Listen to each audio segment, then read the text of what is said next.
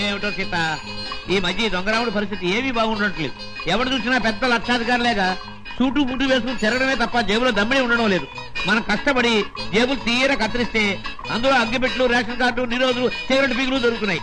ఏమిటో ఇలా అయితే ఈ దొంగరాముడు బ్రతుకు గంజినీళ్ళే రా సీత.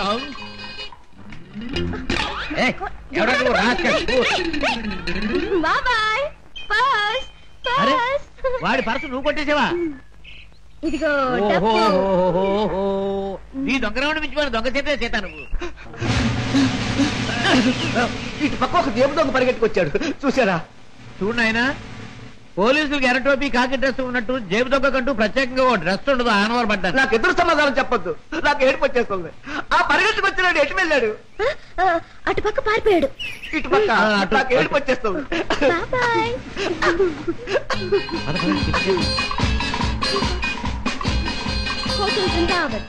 ఇక్కడ చికెన్ బిర్యానీ చాలా బాగుంటుంది. వదలండి బాబు, వదలండి బాబు, కావాలంటే తిన్నది.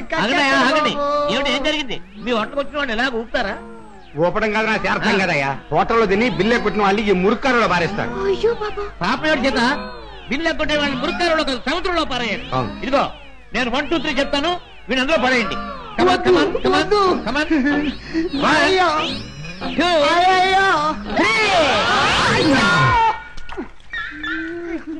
డబ్బు లేకుండా టిఫిన్ తింటాడు బాబు గారు. సొమ్ములేక బాగా జరిగింది.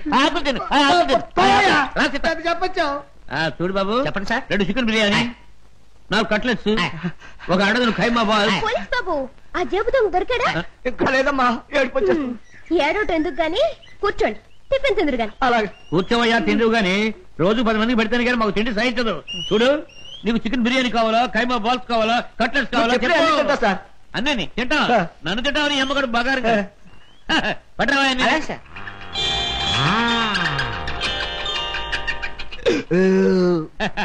ఏం పోలీస్ బాబు, ఏం పవర్ఫుల్ గా రావడం లేదు. ఇంకో ప్లేట్ ఏమైనా కొడతావా? వద్దు బాబు, ఎక్కువ తింటే ఏడుపు వస్తుంది. బేరర్, బిల్లు తీసుకుని అరటిపళ్ళు కిల్లీలు పట్టరా. అలాగే సార్. సీత, నువ్వు బిల్లు చేసి 5 రూపాయలు టిప్ కొట్టు.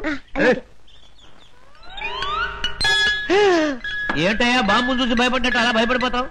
ఈ పరస నాది. ఇందాక జేబు దొంగ కొట్టేసి మారిపోయాడు. ఆహా, దేవుడు దయామయుడు, నాకు అప్పచెప్పాడు. ఆహా, ఇప్పుడు నాకు నిజంగా నవ్వు వస్తుంది. నాకు ఏడుపు వస్తుందయ్యా. వస్తా వస్తా.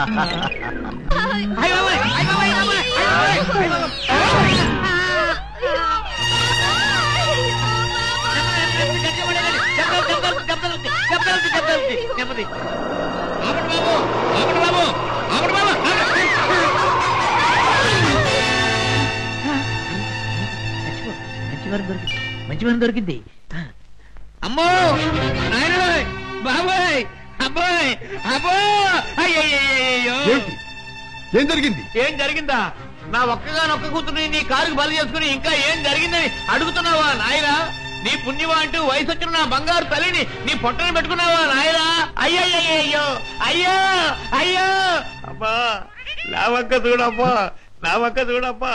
అబ్బా, వెళ్ళిపోయింది బాబు. ఎక్కడికి వెళ్ళిపోయిందయ్యా? నీ ఎదురుగానే పడిందిగా. అయ్యయ్యో, ప్రాణాలు పోయాక పీరుకుంటే మాత్రం లాభం ఏంటి నాయనా? కర్మకాండ చేయడానికి కూడా డబ్బులు లేవు బాబు.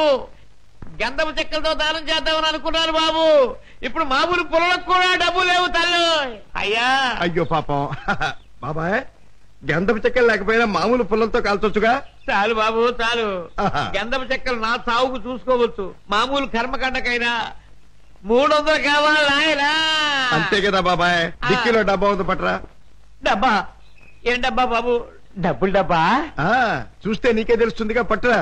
అయ్యయ్యో, అమ్మా, నీ మీద ఎన్ని ఆశలు పెట్టుకున్నా తల్లే. అయ్యయ్యో, అబ్బా. ఆహా, ఫుల్ మూన్ లాంటి ఈ ఫేస్, దొండ పండు లాంటి ఈ లిప్స్, కట్టుకున్న వాడికి ఎవడికు గుమ్మడి పండు లాంటి కొడుకుని ఇచ్చే ఈ శాల్తీ కాసేపట్లో కాలిపోవలసిందేనా?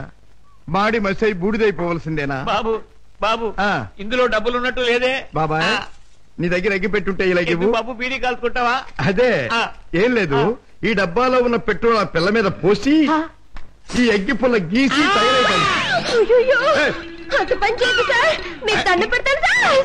అబ్బే, అదేం లాభం లేదు. నువ్వు చచ్చిపోయిందనివి. నీకు కర్మకాండ చేయకుండా ఎలా వదిలిపెడతాను? సార్ మమ్మల్ని వదిలేండి సార్. చచ్చిన ఇక మీ కారు కనిపెట్టాము సార్. అబ్బే అదేం లాభం లేదు. ఇలా కడుపని కాయని ఎంతమంది ప్రాణాలు తీస్తారో ఏమో. పోలీసులకు రిపోర్ట్ ఇస్తారు. సార్ బాబాయ్ వెళ్ళాడు కదండి, నన్ను కూడా వదిలేండి. మీ పేరు చెప్పుకుని మళ్ళీ వెద పనులు చేస్తావు. అబ్బే అదేం లాభం లేదు. బాబాయ్ అయినా నిన్ను అత్తవారింటికి పంపిస్తేనే కానీ